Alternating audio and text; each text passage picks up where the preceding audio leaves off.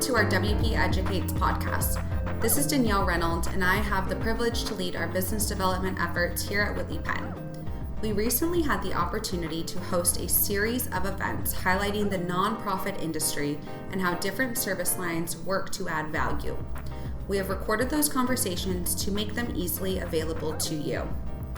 This episode focuses on our Strategic Consulting Services Group with speaker and managing director Frank Iannelli. We discuss the employee retention credit and how organizations may qualify, as well as other ways the service line brings value in advising companies through improved operations and financial performance. We hope this episode provides you value, and please follow up with any questions. All right. Thank you, Danielle. Everyone, thank you so much for joining us. Frank, I think that you, like Danielle said, are one of the best people with relationships, but we've done a little bit talking about you. Would you introduce yourself for everyone who might not know you? You guys have done a really good job. I don't know if I can do any better, but hey, nice to meet everybody. And Danielle and Emily, I appreciate the introduction. Happy to be here today.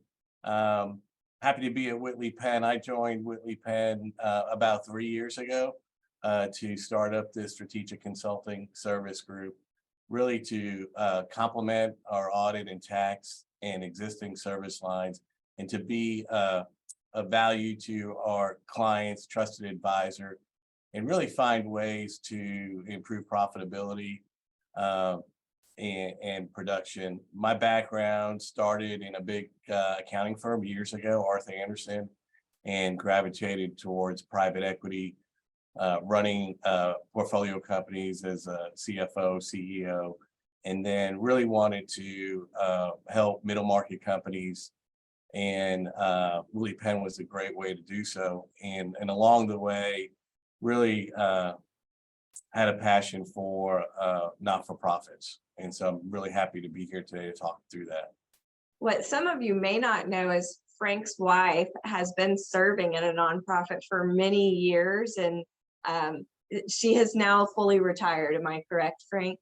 As of a couple of weeks ago, she was working at a private school where our kids went and helped them through it all. And she's taken some time off to travel, and we're looking forward to doing that as well. Yeah, it's exciting for her and so grateful for her service, but I think that makes you all the more qualified to speak to our group today. So I'll start with our first question. What does someone in strategic consulting services do? So that's a great question, because it changes. So we're a small group that we're able to leverage off our other consulting practices. So we're very nimble. And so depending where the need and opportunity is, we're very quickly able to take advantage of that. But some of the buckets that we work with are really all designed around helping companies solve problems. And so those problems are unique to every industry, and then as well as help improve profitability. But we focus on really three buckets. One, performance improvement. We want your company to perform at the highest level. So that involves strategic development and execution. We identify profit improvement initiatives and really work with companies and not-for-profits to ensure that they get done in a timely fashion. We help companies with their working capital management to ensure that they have enough cash and capital to go through. And then a lot of the others are really just strategic financial services. We put together dashboards and metrics so companies can help identify what is meaningful to their organization and monitor them. We do a lot of modeling, financial analysis, and modeling and capital structure analysis. But the one that I really enjoy doing, and we do a lot of, is coaching and mentoring. So we help companies and not-for-profits build effective teams. We coach and mentor a controller to become a CFO, a young CFO to become a polished CFO, but also the CEO and owners, really to make sure that everybody's aligned around their core principles and objectives, so they're not all kind of running around in different directions, and then hold them accountable to that. So we facilitate a lot of strategy sessions with companies and not-for-profits. So it And then might be a shorter lastly, list. Oh, sorry. yeah, no, I got one. So those are the ones that we normally do. And like I said, we're very flexible and nimble.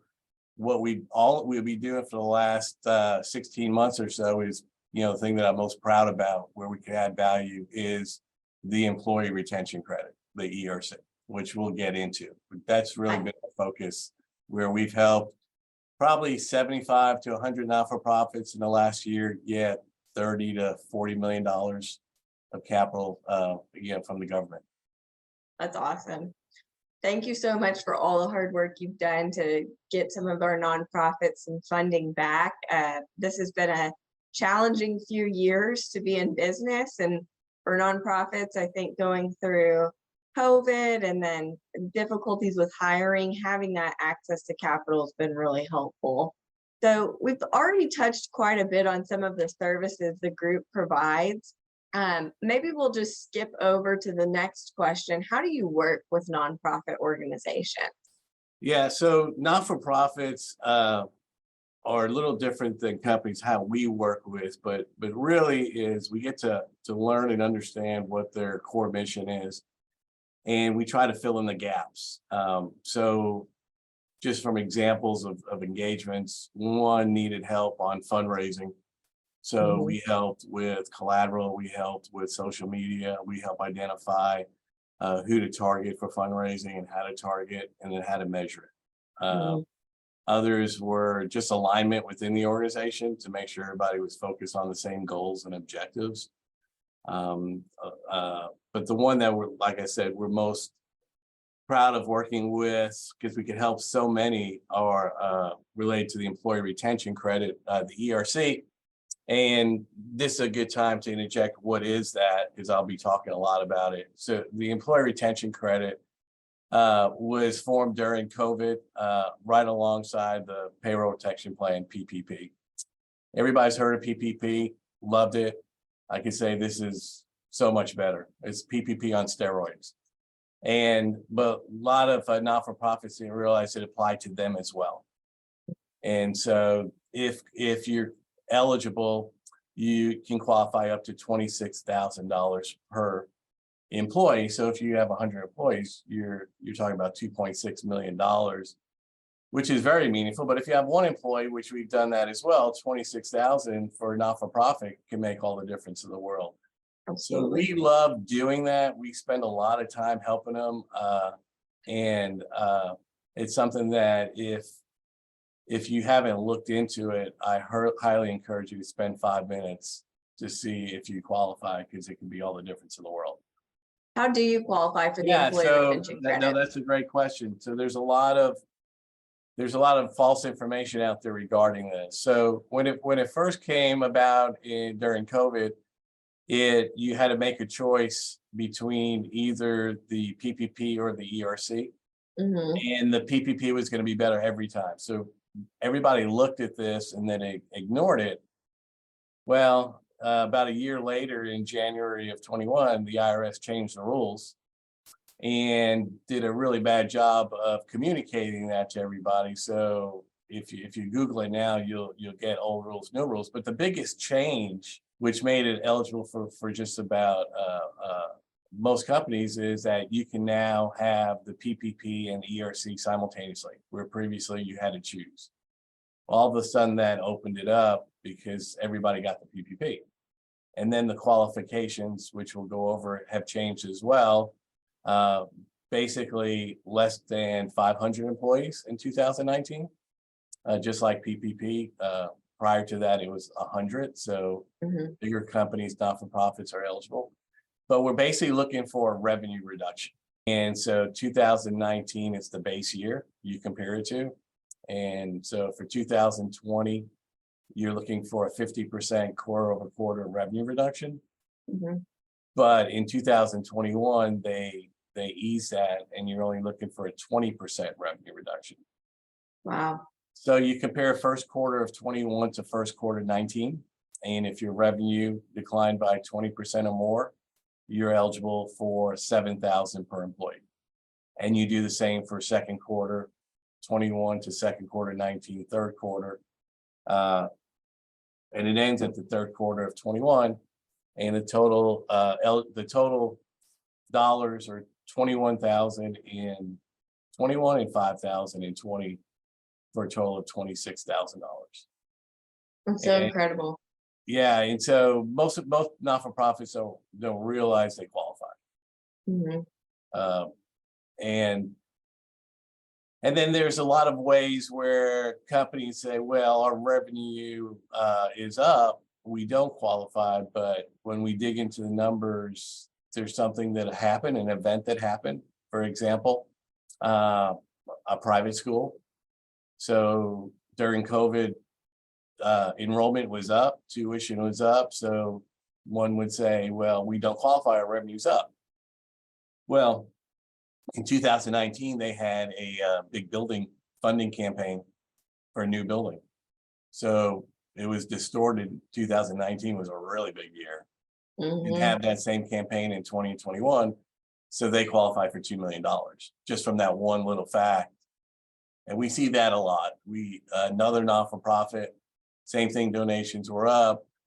They didn't believe they qualified, but in 2019, they changed their financial advisor. So they still sold all their stock in their endowment and had to recognize that as income. As a result, they qualified.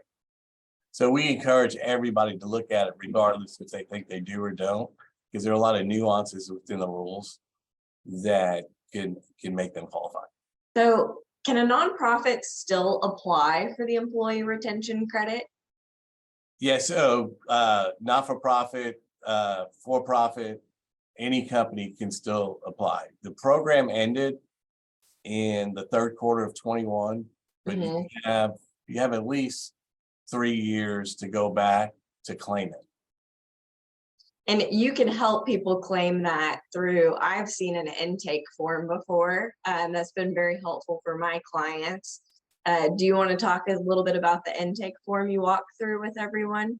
Yeah, so our group, we turnkey the whole program for a company, not-for-profit. So all that we ask is to fill out a very simple intake form, which gives basic information on the company, name, address, ownership. Well, ownership doesn't really apply. PPP 1 and 2 dates, if applicable, and then revenue by quarter for 19, 20, 21.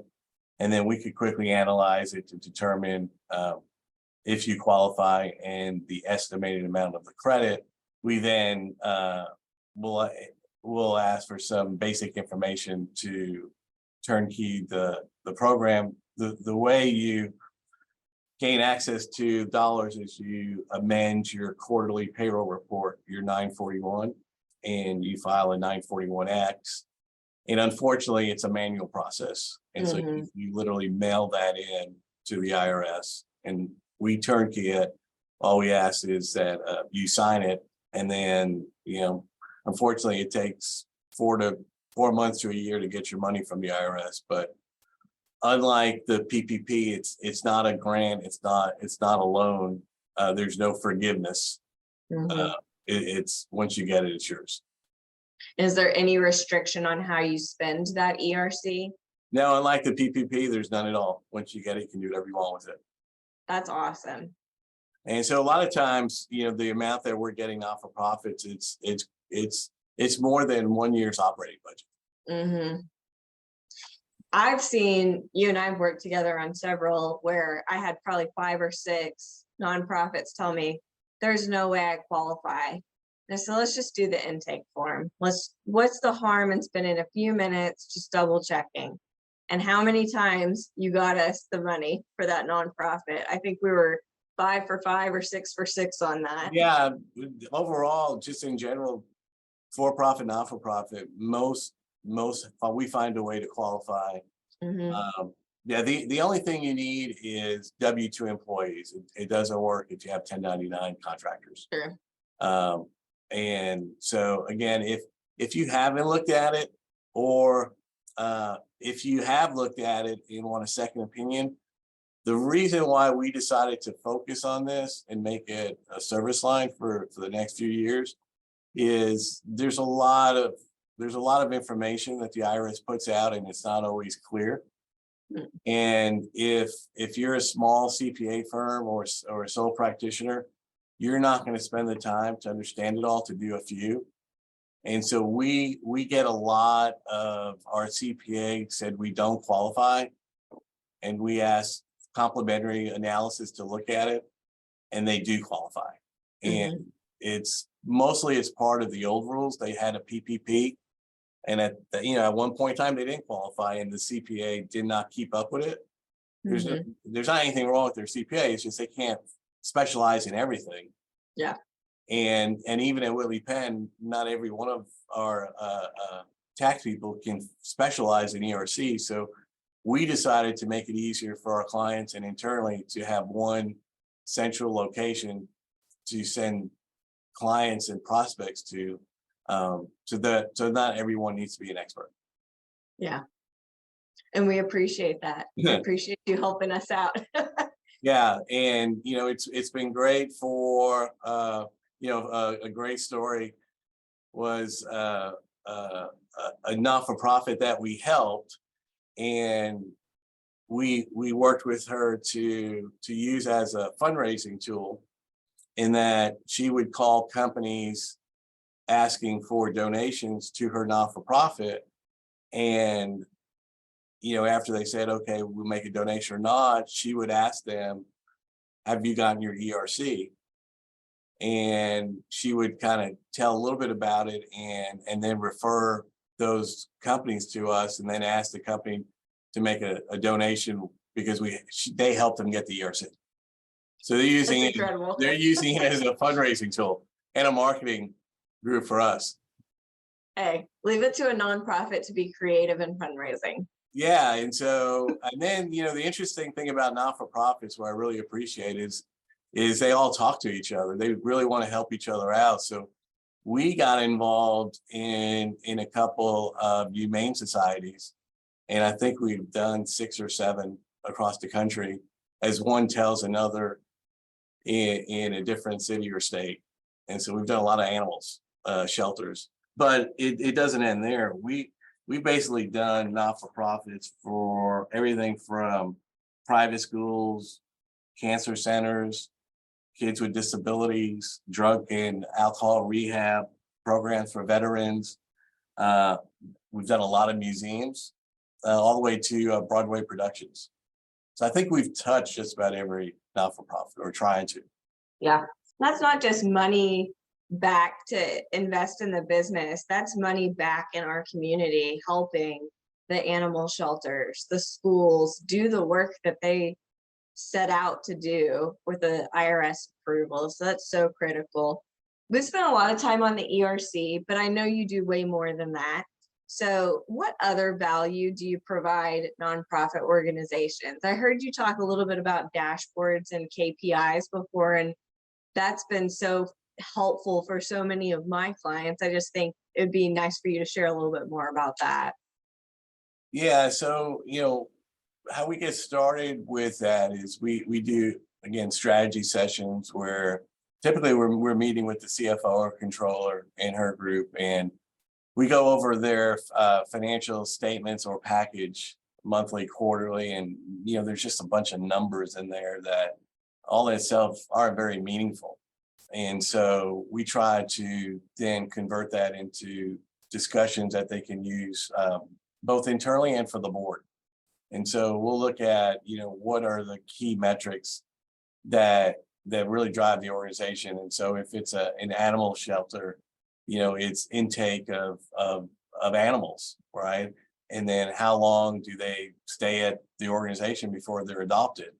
And what's the cost to that? And it's almost looking at it as a hotel, and it's the cost per stay. And if the adoption rate decreases and the animals have to stay longer, it's going to back up on the intake of new animals. And so what are you going to do? Well, you have to do some type of adoption fair or something to move the animals.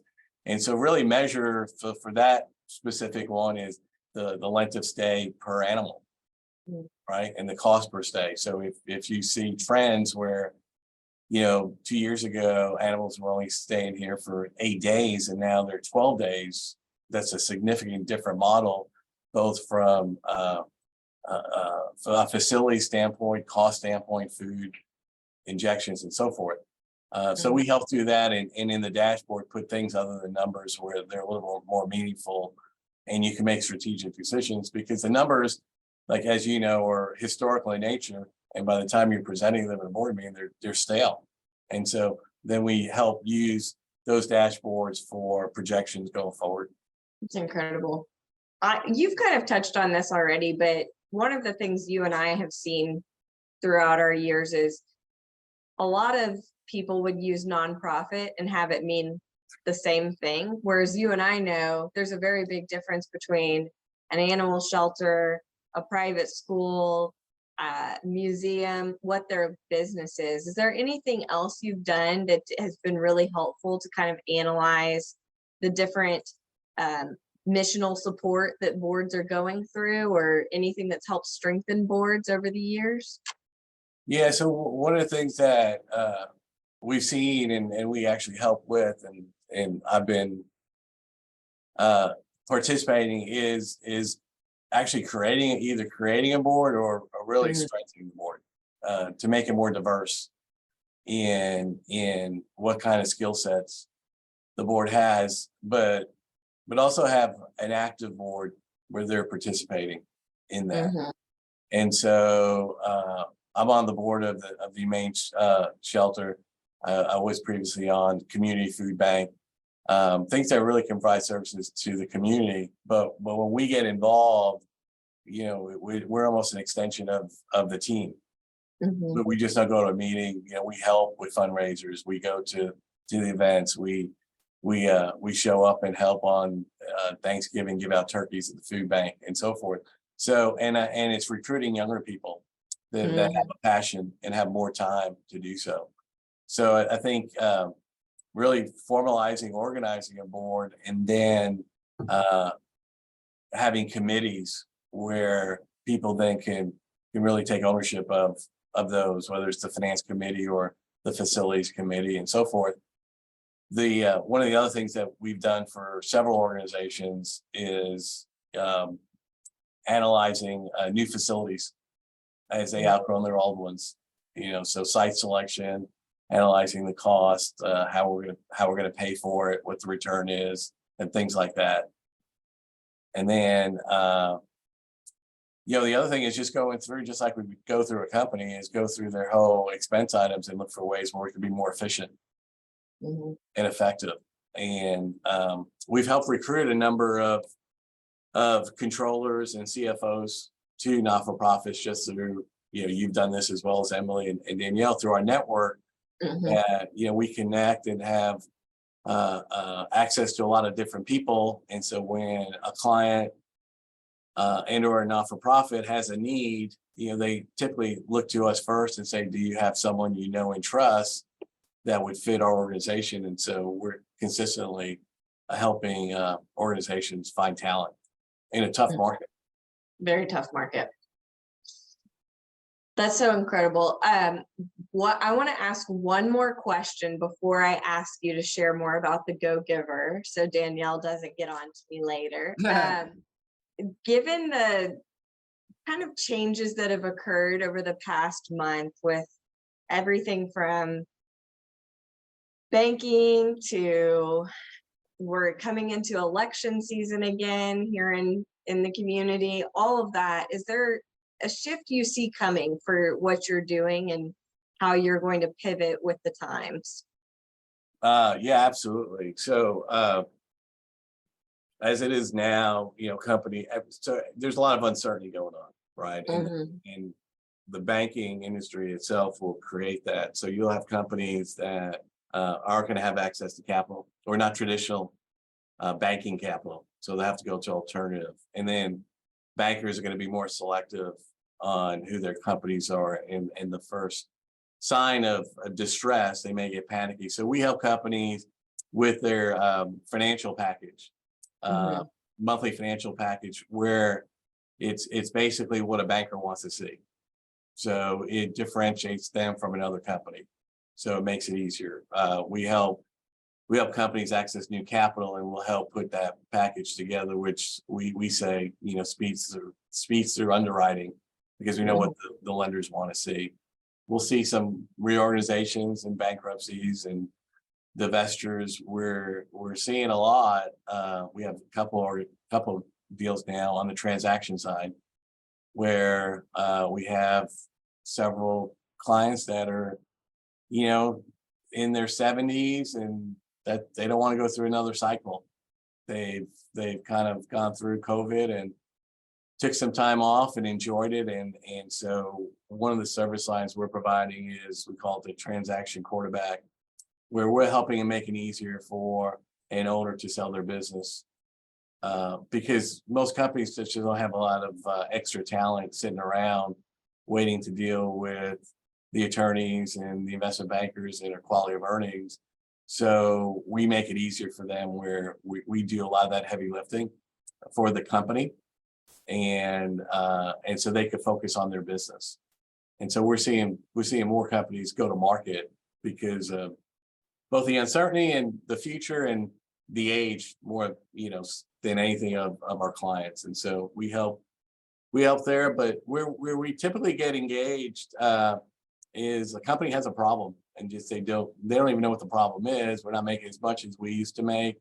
Our customers are beating us down on price, so we got to figure out a way. They just don't usually call because they like us. Is there's a need or problem, and they're typically different. And so we have to quickly go in and ascertain what the key points are, and then and really focus on those top 3 or 5 initiatives that could move the needle. Yeah, for sure. Okay, we've got some time left. We got about 10 minutes or so. Tell us about the Go Giver. I know it's your primary resource you like to share, and I read the book because of you. So I think that there's something really impactful about what you say in particular about it.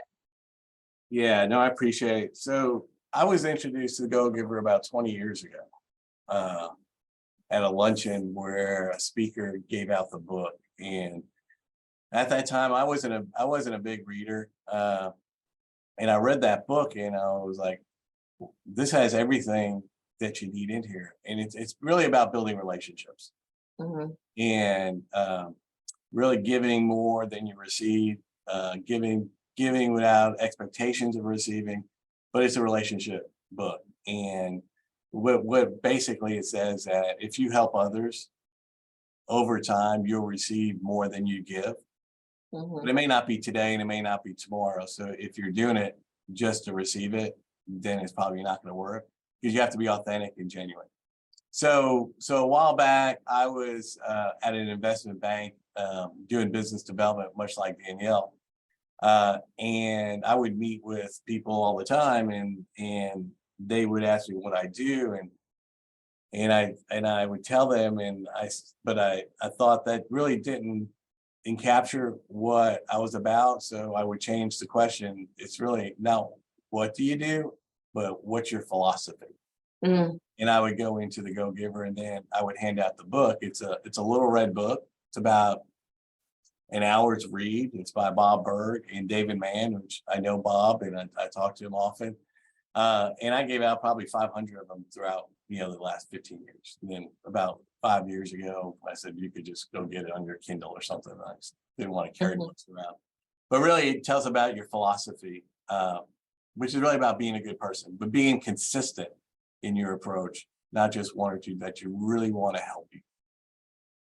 And so I've taken that since then throughout my career, is how can I help you? How can I be a servant leader? How can I be a trusted advisor and not just talk about it, but do it?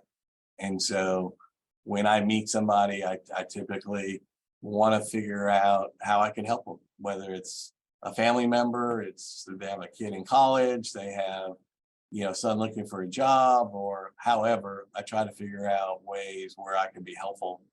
And then I follow up like crazy. And then I link up with them. And then there's a whole circle of activity to complete the mission of being developing relationships and accelerating those relationships. That if you meet someone within 2 months, they could be become a friend and trusted advisor and not take 15 years.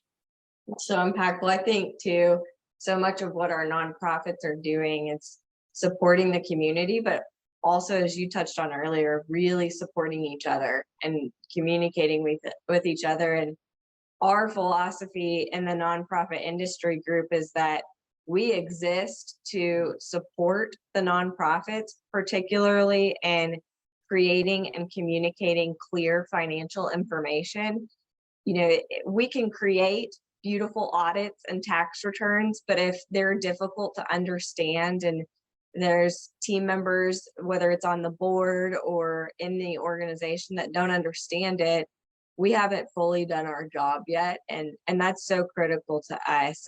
Frank, you've spent so much time kind of coaching and mentoring. We were teasing before we started the Zoom this morning that you're a little bit like a politician in the office, constantly checking in on everyone, making sure everybody's doing well and doesn't need anything. You seem like you have spent a lot of time coaching and mentoring in your career. Is that true? And if so, have you worked in that in a little bit more formal process, or is it just a natural gift you have? I have done it for a while, but the way it came up is early in my career when I was at Arthur Anderson. I worked with some really talented, great people who took me under their wing, and without even knowing what they were doing, they were coaching and mentoring me. And I've just been the beneficiary of so much that other people in my career have leaned into me, that I always wanted to figure out how I could do the same. And I never thought that I had, early in my career, in my 30s, that I had anything to offer others to do it because I was young. And so I've always been the recipient. And so I always wanted to give back. The Go Giver gave me a kind of a tool to do so. And then I think it really just took off with LinkedIn, made it easier. That, I remember early on in my career, my friends would send me LinkedIn connections. And I'm like, what's this? I'm not going to do this. And then I finally figured out what it was. I was like, yeah, I'm going to do it. And it gave me a good media to kind of communicate things. I meet with a lot of college kids. That's really where I enjoy, or executives in transition that have never done it before. They've had the same job for 15, 20 years, and now they're looking for a new job, and they don't even know, they don't have a resume, they don't know how to dress for the occasion, they don't know how to communicate. And so I meet with them and give them the Go Giver and give them, basic fundamentals. You get your LinkedIn profile, right? Mm-hmm. Follow up like crazy, which, most people don't do. Handwritten notes. I don't do as much as I should have, that I used to do, but for a time, probably 5 years ago, everybody would get a handwritten note. We'd get a LinkedIn invite, an email connection, and then I would check in. I got everybody's birthdays. So I would constantly every day I'm wishing someone a happy birthday through a text. And it's just staying connective and letting people know you're thinking about them. Mm-hmm. So it's not something that it takes any time anymore. It's just natural. And, even within our office, and I do walk around a lot and check in, it's building relationships. I mean, mm-hmm. We have a firm of, Danielle mentioned up to 900 people. There's no way you're going to know 900 people. You could be a Willie Penn and never meet anybody if that's what you choose and sit in your office. Or you can go around and get to know people and learn about their clients and their family and see how you can be useful, which is, a way we do get a lot of work is just by popping in and you happen to be working on something and you're like, hey, this is something I didn't think of even to ask you. Mm-hmm. And I do that with the other offices as well, which makes it fun. I mean, if you enjoy relationships and get to know people, and everybody's different, but we all kind of have the same mission to serve others. Yeah, I appreciate that. And I think because relationships are so critical for nonprofits, it's important for you to have shared that today. We got one question in the chat. Is there anything else you would kind of share with nonprofits that are smaller, how to build their network, how to get access to capital, branding, their message, anything like that? I think a lot of nonprofits think that we only work with big nonprofits, and that's just not true. Actually, some of my favorite clients to have worked on are the ones where we're starting the nonprofit alongside them, and they just have nothing but a dream of what they want it to be. And I think you're pretty similar to us in that respect. Yeah, I mean, so regardless of size, I mean, I think everybody could be doing the same thing. There's a small not-for-profit in East Texas that we helped with the ERC a couple of weeks ago. I mean, they're really small, and we talked to them, and it's related to animals. That I talked to them about just posting pictures on LinkedIn. Funny stories and things like that. I mean, they have someone on board. It's not any extra money or really time. It's just that they didn't know about LinkedIn to do it, right? So the beauty about technology is you can be doing the same stuff that big companies do. Mm-hmm. You just got to know and you want to do it. And we can show that. We could show them that and coach them. Like I said, we've gotten an ERC, and she left a voicemail, probably the nicest one. She was crying, $26,000 for one employee. And she was like, it meant the world to her. It's like she won the lottery. Mm-hmm. And the fact that we would actually take it on and do it for her because others turned her down because it was too small. Like, we don't turn anybody down. Mm-hmm. We want to help everybody, especially with the ERC. And so I would say if anyone's out there that hasn't looked at it, for sure, give us a call. But if you already have, and if you did it yourself, especially, have us relook at it, because there are some tricks to the trade that we always find extra money. And we have a simple intake form. And then tell, the not-for-profit community is real small. So if there's someone from a not-for-profit here, you probably have 10 friends from other not-for-profits. Mm-hmm. And so let them in on the secret. And, if I could help anytime, I'm happy to come visit, sit down and spend a couple hours complimentary to learn your business and how, we can be helpful. Or there's sometimes that we can't, but we know people who can. And, happy to share our resources with you as well. All right, perfect. Thank you guys so much for attending, and we hope this provided you a lot of value. Y'all have a great day.